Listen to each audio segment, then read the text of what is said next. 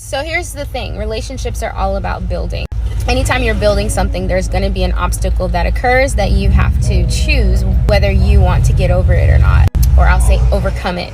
And so at the beginning of my marriage, I cheated on my husband, and that was an obstacle that we chose to overcome, and we overcame. So we're just here to say, hey, we overcame one of the hardest things a relationship can go through.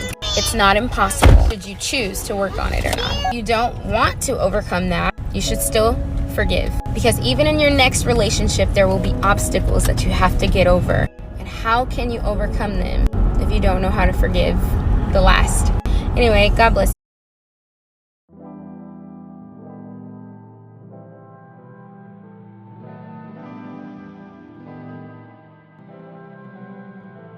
What up, team? So here's a lady that cheated on her husband, and she brought it to the internet. So let's comment on it, right?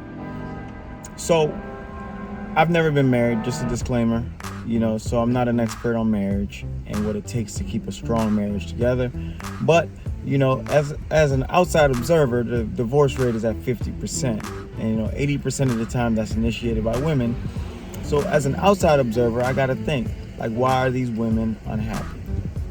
Right now, for me, being a person who has experience in long-term relationships, I have been cheated on, and it's completely devastating, right? Because one of the core things that I know about women is they don't just cheat for sex. They don't just cheat because they're horny and they saw a guy and here's the opportunity that presented itself, right? The thought had to been planted in this person's head. It had to been thought about and executed over time, because women don't just go out for sex, right? It's an emotional investment in another person other than your partner. And that's a problem.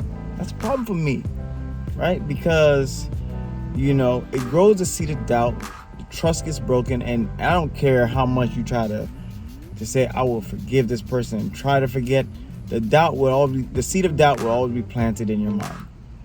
And once a woman betrays the trust of a man, I don't think this relationship will ever be the same, right? Because as a man, when you find out your woman is sleeping with somebody, especially somebody you're married to, right? You can't eat, you can't sleep. All you do is think of the thought of somebody else digging in the guts.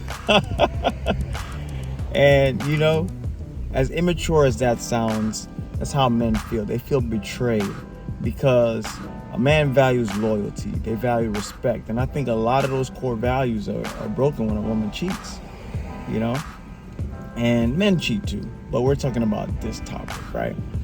And as a man, if a woman cheats on you, you need to leave her.